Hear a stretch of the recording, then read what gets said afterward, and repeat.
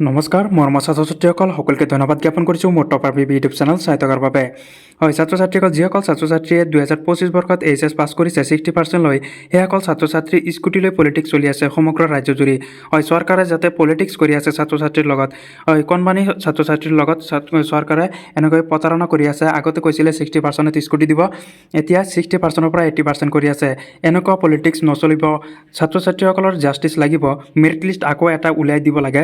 প্ৰত্যেকগৰাকী ছাত্ৰ ছাত্ৰী যিসকল ছাত্ৰীয়ে 60% পাইছে সেইসকল ছাত্ৰীয়ে জাষ্টিছ পাব লাগে। যিসকল ছাত্ৰই 75% পাইছে সেইসকল ছাত্ৰই জাষ্টিছ পাব লাগে। চৰকাৰৰ এনে কাম কাৰ্যই ছাত্ৰ ছাত্ৰীক হতাশত পেলাইছে। হয়, ছাত্ৰ ছাত্ৰী যেতিয়াৰ পৰা মেৰিট লিষ্ট ওলাইছে তেতিয়াৰ পৰাই ছাত্ৰ ছাত্ৰীসকলৰ হতাশ হৈ পৰিছে, যেন টেনশ্যন হৈ পৰিছে যে 60%ৰ আগতে ভাবিছিলোঁ স্কুটি পাম, এতিয়া কিয় এনেকুৱা কৰিলে।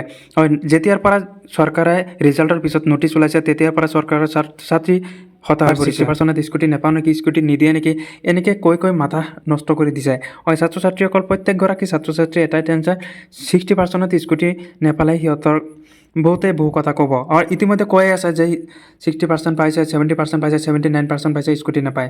ছাত্ৰ ছাত্ৰী তোমালোকে আৰু কিমান কম, তোমালোকক স্পষ্টকৈ জনাই দিয়া হৈছে তোমালোকে হাইকোৰ্ট কৰা। মই আৰু কিমান ভিডিঅ' বনাম এনেকৈ তোমালোকে হাইকোৰ্ট কৰিবলৈ। হাইকোৰ্টটো তোমালোকে নিজে কৰিব লাগিব। তোমালোকে বন্ধুবৰ্গ মিলি তোমালোকে হাইকোৰ্ট কৰিব লাগিব। মই এনেকৈ ভিডিঅ' বনাই তোমালোককে দেখাই আছোঁ মই কেনেকৈ হাইকোৰ্ট কৰিম। মইতো এইটো ধৰা বেলেগ কামত আছোঁ। তোমালোকে প্ৰত্যেকগৰাকী ছাত্ৰ ছাত্ৰী এইবিলাক মিলিত হৈ তোমালোকে হাইকোৰ্ট কৰিব লাগিব। যিহেতু যোৱাবাৰ যিটো হাইকোৰ্ট কৰিছিলে, হাইকোৰ্টত স্পষ্টকৈ জাননী আহিছিলে যে নতুন মেৰিট লিষ্ট আহিছিলে আকৌ।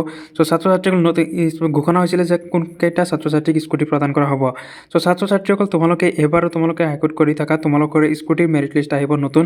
তোমালোকে চিন্তিত হ'ব নালাগে। তোমালোকে এইটো বিষয়ে পালে পাবা, নেপালে নাই, কিন্তু হাল এৰি নিদিবা। তোমালোকে স্কুটি লাগিবই বুলি থাক